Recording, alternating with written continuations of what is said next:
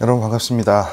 대원교회 온라인 제자훈련 예수님의 사람 두 번째 시즌 두 번째, 오늘 이제 12단원 다섯 번째 시간입니다.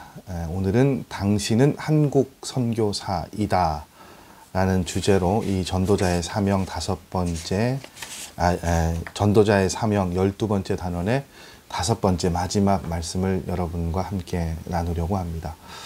다니엘 12장 3절 말씀입니다. 지혜 있는 자는 궁창의 빛과 같이 빛날 것이요 많은 사람을 옳은 대로 돌아오게 한 자는 별과 같이 영원토록 빛나리라. 아멘.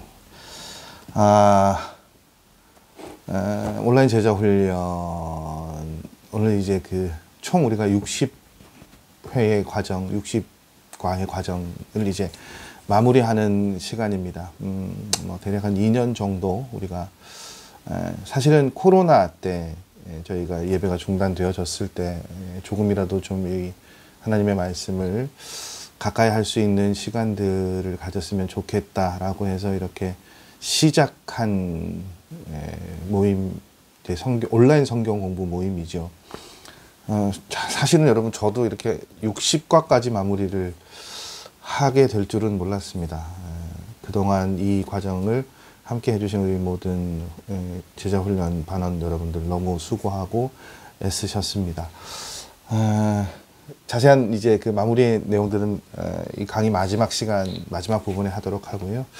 계속되어지는 전도자의 사명, 오늘은 이제 마지막 시간, 당신은 한국 선교사이다 라는 주제로 말씀 나누려고 합니다. 그리스도인이니까요, 여러분. 우리가 그리스도인인 우리가 세상을 살아갈 때 그리스도인의 관점으로 보면 굉장히 복된 두 가지가 있는데, 그게 뭔가 하면 우리가 하나님의 자녀가 된 것, 그리고 복음을 증거하며 살아가는 삶을 주신 것, 이것이 가장 복된 삶의 두 가지 모습입니다. 복음이라는 것은요, 결국 여러분, 사람들을 구원해서 하나님의 자녀가 되게 하는 하나님의 능력이죠. 그렇기 때문에 이 두 가지가 굉장히 복된 일이에요. 그럼 이제 어떻게 하면 우리가 그 복된 삶을 살아갈 수 있을까요? 첫 번째는요, 우리의 삶의 목적을 예수님께 둘 수 있어야 됩니다. 목적이 예수님께 있어야 돼요. 그래서 목적이 다르면 아무리 여러분 지금 우리가 같은 걸음을 걷고 같은 삶의 길을 걸어간다고 해도 결국은 끝까지 마지막까지는 함께 할 수 없죠. 예수님과 우리와의 관계도 마찬가지예요, 여러분. 우리가 그리스도인이고 우리 평생에 예수님과 동행하는 삶을 살아야 한다는 것을 우리가 알고 있고 깨닫고 있다면 계속해서 우리가 물어봐야 되고 점검해야 되는 삶의 모습이 어떤 모습입니까? 예수님과 우리의 목적이 같은지 일치하고 있는지 그걸 살펴보아야 해요. 그래서 대부분 그리스도인들이 하나님께서 주시는 선물에는 관심이 많죠. 그런데 정작 그 모든 것을 주시는 하나님의 마음이 어디 있는지, 예수님에게 우리의 마음이 닿아 있는지 그렇지 못할 때가 종종 있는 것을 봅니다. 그래서 예를 들어서 우리 일터에 되어지는 일들이 잘 되거나 내가 건강하거나 자녀가 잘 되는 것, 내 기도가 응답받는 것, 그런 데는 우리가 굉장히 지대한 관심을 가지고 살아가는데, 관심이 많은데, 근데 정작 그걸 주시는 분에 대한, 예수님에 대한 관심이 없단 말이에요. 그러니까 예수님이 삶의 목적이 돼야 되고, 그 예수님이 삶의 목적이 되면 비로소 우리가 무엇에 눈을 뜨게 됩니까? 전도하는 데 눈이 열리게 돼요. 여러분, 십자가에 달려서 피를 흘리시고 죽으셨던 예수님은 목적이, 결국은 이 땅에 오신 목적이 무엇이었습니까?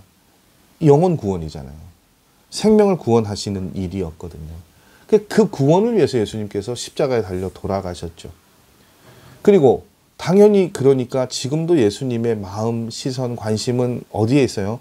죽어가는 영혼들에게 복음을 전하는 데 있어요. 그렇기 때문에 구원의 삶이 목적이 된 사람만이 어떻게 해요? 예수님과 함께 동행할 수 있게 되죠. 그걸 잘 보여주고 증거한 사람을 생각해 본다면 저는 가장 우선적으로 사도 바울을 손꼽을 수 있을 것 같아요. 사도 바울의 목적은 예수님이었고 예수님의 마음이었고 예수님이 기뻐하시는 일들을 이루는 것이었죠.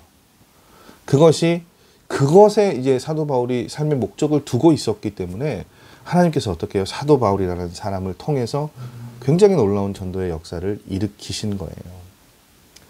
여러분, 그 사도 바울의 고백들을 보면 사도 바울이 소원하고 원하는 것들이 뭐라고 이야기합니까? 고린도전서 10장 31절 말씀, 이거 잘 아시는 말씀이죠. 너희가 먹든지 마시든지 무엇을 하든지 다 무엇요? 하나님의 영광을 위해서요. 또 빌립보서 1장 20절에서 21절까지 말씀을 보면 살든지 죽든지 그리스도를 존귀하게 하는 것이 하는 일이 뭐라고요? 사도 바울의 삶의 목적이라고요. 고린도후서 5장 9절의 말씀을 보면 사도 바울이 또 이렇게도 이야기합니다. 그런즉 우리는 몸으로 있든지 떠나든지 주를 기쁘시게 하는 자가 되기를 힘쓰노라. 이게 삶의 목적이었단 말이에요. 그리고 그런 목적을 가지고 있었으니까 하나님께서 그런 사도 바울의 삶을 주목하셨죠.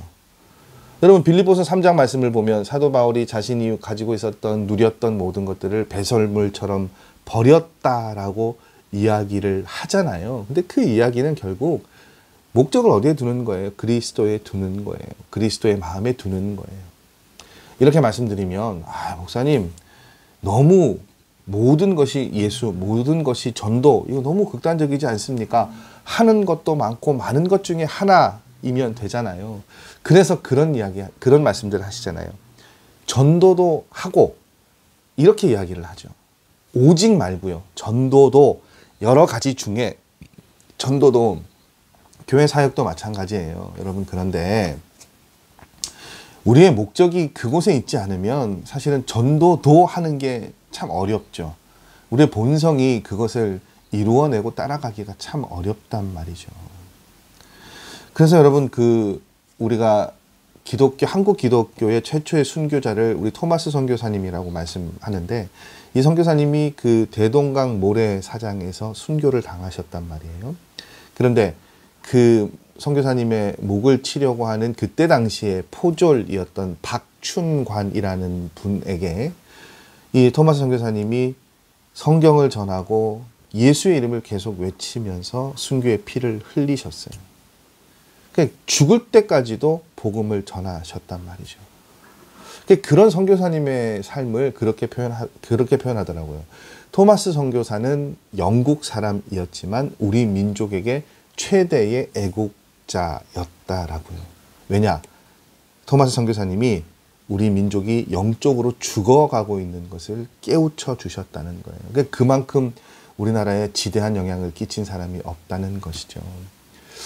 여러분, 우리에게 오직 전도, 오직 기도, 오직 순종이라는 자세가 있는지 쭉 열거해드린 사도 바울, 토마스 선교사 또 그 고백들을, 삶의 모습들을 통해서 한번 돌아보실 수 있었으면 좋겠어요. 그리고 그러한 것들을 회복하실 수 있도록, 찾으실 수 있도록 그렇게 기도하실 수 있는 저와 여러분이 되시기를 원합니다.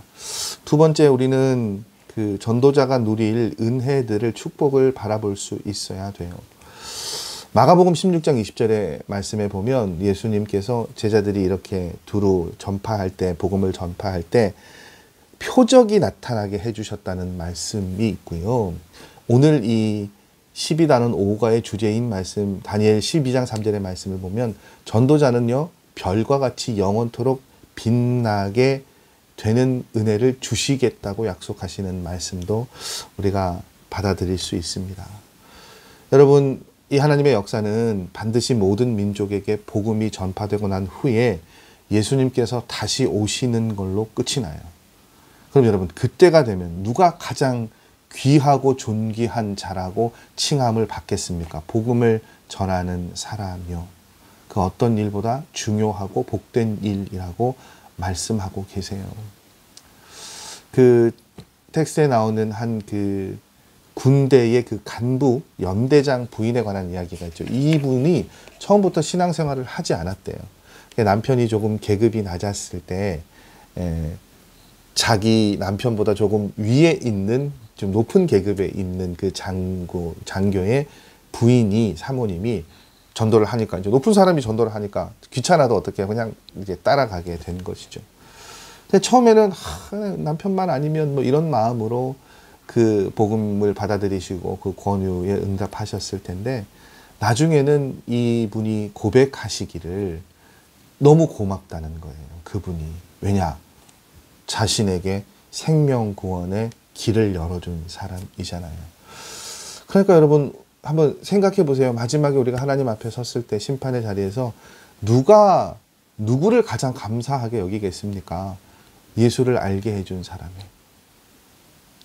여러분 그 가족 전도가 참 어려우시죠. 말을 꺼내기가 참 어려워요. 이 가족 간의 갈등이 생기는 일들도 있고, 또 그렇게 복음을 전하면 좋은 관계가 직장 생활에서도 뭐 지난 시간에도 말씀드렸습니다만 무너지는 경우도 있고, 또 전도하다 보면 대상자는 굉장히 싫어하고 밀어내고 귀찮아하기도 하죠. 근데 여러분 그렇게 해서 억지로라도 나와서 예수를 믿게 되고 하나님 나라에 가게 된다면 여러분 그때 얼마나 여러분을 기뻐하고 감사하겠어요. 그러니까 어렵더라도 힘들더라도 여러분 우리가 할 수 있는 것은 복음을 전하는 일이에요. 그런 얘기들이 있잖아요. 나중에 하나님 나라 갔을 때 왜 나를 좀 더 빨리 혹은 나에게 복음을 전해주지 않았어요. 여러분 구원받지 못해서 그런 마지막 순간에 그러한 일들을 우리가 경험할 수도 있어요. 여러분 지금 한번 생각해 보십시오. 여러분 주변에 우리 주변에 그런 분들이 굉장히 많이 있잖아요. 그래서 그분들을 위해서 복음을 전하는 일들에 최선을 다하실 수 있는 그런 결단이 있는 이 아침의 시간이 되시기를 원합니다. 세 번째로 우리가 그런 의식이 있어야 돼요. 하나님께서 우리를 파송하신 한국 땅에 또 이 지역에 우리는 파송받은 선교사라는 의식이 좀 분명해야 됩니다. 사도행전 1장 8절 말씀이 오직 성령이 너희에게 임하시면 너희가 권능을 받고 예루살렘과 온 유대와 사마리아와 땅끝까지 내 증인이 되리라 하시니라. 여러분 이 말씀 속에서 너희는요 그냥 승천할 당시에 그 예수님의 말씀을 들은 사람들에 국한되어집니까? 아니죠. 예수님을 믿는 사람 우리 모두를 다 포함하는 말씀이에요. 그러니까 모든 그리스도인들은 열방을 향해 보냄을 받은 것은 아니지만 우리 모두가 예수님을 증거하는 선교사로 부름을 받았어요. 물론 그것들을 전문적으로 하시는 선교사님들이 계시지만 우리는요 우리의 삶의 자리에서 하나님께서 보내어 주시고 파송하신 선교사예요. 여러분 선교에만 전념하는 선교사님들도 계시죠. 그런데 우리는 하나님께서 주신 삶의 자리에서 우리에게 일을 주셨고 직업을 주셨고 가정을 주신 그 자리에서 어떻게 해요? 파송된 선교사라는 거예요. 그래서 우리는 한국 땅에 파송된 선교사이고요. 가정, 이웃, 직장, 학교 모든 것이 하나님께서 허락하신 선교지예요. 근데 참 안타까운 것은요. 우리가 교회 공동체 안에서는 신앙생활을 굉장히 열심히 하시죠. 그런데 직장 생활하거나 가정에서는 그렇게 못하시는 분들이 있단 말이에요. 왜냐? 직장이 선교지라는 생각을 못하시는 거예요. 가정이 선교지라는 생각을 못하시는 거예요. 여러분 직장이 선교지고 가정이 선교지라면 어떻게 해야 됩니까? 그곳에 있는 사람들에게 우리가 어떻게 해요? 사랑을 베풀어야 돼요. 복음을 전해야 돼요. 그래서 맡겨진 일을 열심히 하는 것도 여러분 선교의 한 방법입니다. 그래서 늘 말씀드리잖아요. 그리스도인들이 왜 질책받고 왜 책망을 받습니까? 말로는 예수님을 잘 믿는다고 한단 말이에요. 나는 예수님을 잘 믿는 사람이다. 근데 삶을 살아가는 데 있어서는 예수님을 믿는 것에 대한 증거가 없어요. 삶으로 나타나는 게 없어요. 그러니까 여러분 꼭 기억하십시오. 여러분이 속해 있는 모든 곳에서 여러분은 복음을 전해야 되는 사람이고요. 복음을 전하기 위해서 우리의 삶의 모습은 어떻게 해요? 대결하고 대립하고 비난하고 비판하고 원망하고 게으르고 불성실한 것, 그게 복음을 전하는 사람의 삶의 태도입니까? 아니요. 모든 삶의 영역에서 성실하고 최선을 다해야 돼요. 왜냐? 우리는 우리에게 속해 있는 모든 곳에 사람들에게 복음을 전하기 위해서 하나님께서 부르신 삶이거든요. 여러분 한국 교회 초기에 굉장히 좀 감동적인 그 전도에 관한 이야기가 있는데 경동제일교회라는 곳에 엄영수라는 분이 있었어요. 근데 이 엄영수라는 분의 이름이 이분의 성함은 아닌 것 같고 그 영수라는 것이 오늘날로 표현하자면 이제 장로님과 같은 그런 직책이었단 말이에요. 그래서 예배도 짓고 예배당도 이렇게 건축하고 관리도 하고 교회를 위해 평생 수고하는 분들을 영수님이라고 그렇게 불렀어요. 근데 이제 이분의 직업은 마부였는데 누구를 이렇게 모시는 마부였는가 하면 왕손을 모시는 마부였대요. 그래서 이제 어느 날은 왕손을 모시고 지방으로 여행을 가는데 그 가는 여행길에 이분이 그 왕손에게 나으리 예수 믿으시죠? 라고 그렇게 전도를 했대요. 그러니까 이 왕손이 이 엄영수님에게 그렇게 물은 거예요. 네가 예수를 믿어? 예수를 믿냐? 이렇게 물어보신 거예요. 그러니까 이분이 예, 그렇습니다. 제가 한 3년 정도 예수를 믿었습니다. 예수를 믿고 나니까 마음이 참 그렇게 기쁩니다. 근데 이 왕손이 뭐라고 이제 그 얘기를 듣고 뭐라고 얘기를 했냐면 예수 믿으면 너 같은 쌍놈도 양반이 된다고 하더냐 이렇게 물어본 거예요. 이건 약간 빈정거리는 이야기죠. 그때 엄영수님이 이렇게 말씀하셨대요. 나으리 예수를 믿는다는 것은 예수 믿는 도리는 그런 것이 아닙니다. 제가 양반이 되기 위해서 예수를 믿는 것이 아니라 마부 노릇을 잘 하기 위해 예수 믿는 것입니다. 이 말이 이 왕손의 마음에 굉장히 깊은 감동을 주었대요. 그리고 이 왕손이 예수를 믿게 되었고요. 그래서 이분이 나중에 한국교회에 굉장히 역사적으로 중요한 승동교회라는 곳이 있습니다. 제 기억이 맞다면 이 승동교회가 오늘 이제 서울에 여러분 흔히 얘기하시는 인사동 근처에 있는 교회예요. 굉장히 유서 깊은. 그래서 우리 통합 측에 세문안교회 굉장히 역사가 깊은 이제 그런 몇몇 교회들을 얘기하는데 그 교회들과 나란히 오히려 더 좀 먼저 세워진 교회로 그렇게 굉장히 한국 교회의 큰 비중을 차지하는 교회가 승동교회인데요. 이 승동교회의 목사님이 되셨다는 거예요. 그러니까 진심 어린 삶의 모습과 태도 그리고 하나님을 믿는다는 것이 무엇인지를 잘 보여주고 설명했을 때 그런 은혜들이 일어나게 되었습니다. 여러분, 저희에게도 우리에게도 일어나야 하는 삶의 모습이지 않겠습니까? 그래서 우리가 삶을 살아갈 때 우리가 속해 있는 곳에 우리는 어떻게 해요? 부르심을 받고 보내심을 받은 사람이라는 그 정체성을 우리가 잃지 않아야 될 것 같아요. 우리는 여러분 하나님께서 보내신 선교사입니다. 삶으로 복음을 전하는 또 말씀으로 복음을 전하는 삶이 되어야 해요. 기억하십시오, 여러분. 우리가 그리스도인으로 세상을 살아갈 때 가장 복된 두 가지는요. 하나님의 자녀가 되는 것이고 복음을 증거하는 전도자의 삶을 살아갈 때 복된 삶이 될 수 있어요. 어떻게 하면 그 복된 자리에 거할 수 있다고요? 삶의 목적을 예수님께 두어야 합니다. 목적이 예수님의 마음에 있어야 전도할 수 있어요. 그리고 전도자가 누리는 복을 바라볼 수 있어야 합니다. 여러분, 하나님의 역사는 언제요? 모든 민족에게 복음이 전해져질 때 끝이 난다고 말씀드렸죠. 그래서 전도가 제일 귀한 것이라고요. 그리고 세 번째, 우리는 하나님께서 우리의 삶의 자리에 보내주신 선교사라는 의식들을 분명히 가지고 있어야 해요. 여러분의 가정, 일터, 여러분이 마주하는 모든 사람들이 구원해야 될 대상이고 우리는 그분들의 생명을 구원하는 일들을 위해서 복음을 전하는 일들을 하나님께 부여받은 선교사입니다. 그래서 저와 여러분의 삶의 모습들이 이러한 일들을 통해서 변화되어지고 또 하나님께 칭찬받는 삶이 되었으면 좋겠어요. 자, 여러분, 예수님의 사람 60과의 모든 과정을 마무리합니다. 서두에도 말씀드렸지만 굉장히 수고들 많이 하셨습니다.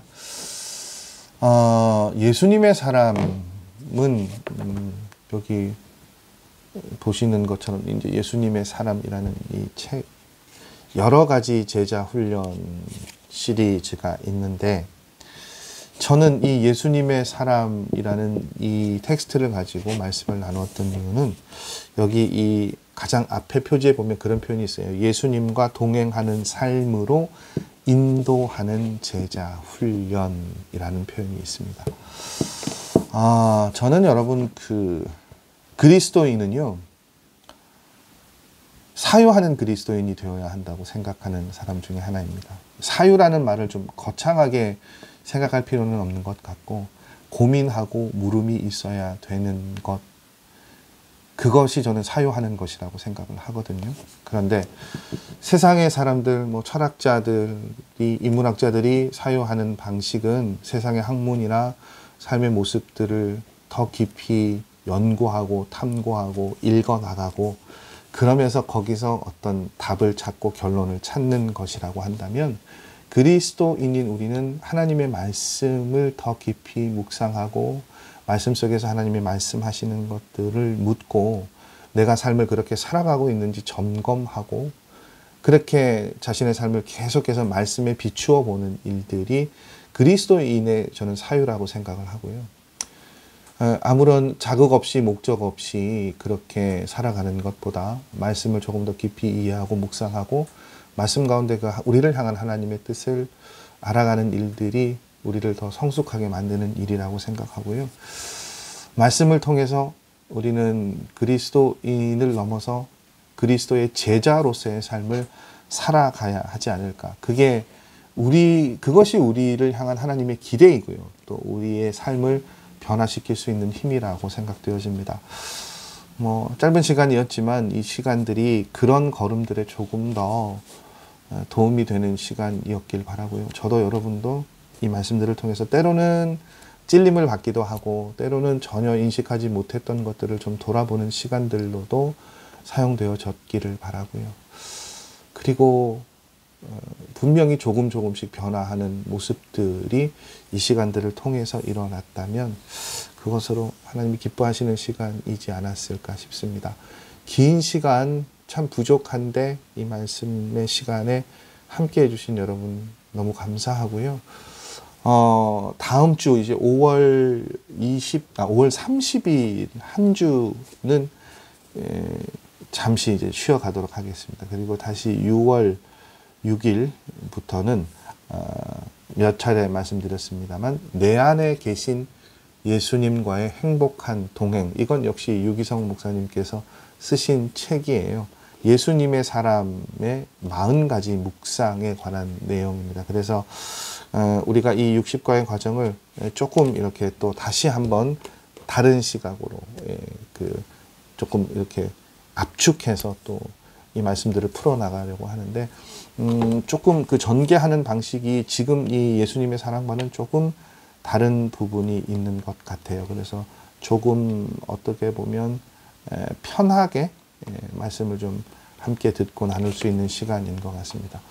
부담을 드리지 않으려고 해요. 그래서 30분이 채 되지 않는 시간, 일주일에 한 번 우리가 드리는 예배 외에 하나님의 말씀을 조금 더 깊이 하나의 주제를 가지고 좀 묵상할 수 있는 시간들로 또 40과 정도 되니까 아마 이것도 해를 넘겨서 내년까지 그렇게 진행되어질 것 같은데 여러분 변치 않고 또 계속해서 이 시간들 찾아주시고 저와 함께 말씀을 통해서 고민하고 사유할 수 있는 시간들 되셨으면 좋겠습니다. 또 주변에 우리 성도님들이나 주변의 많은 분들에게 하나님의 말씀을 조금 더 깊이 묵상하실 수 있는 시간들 소개해 주시고 알려주셨으면 좋겠습니다.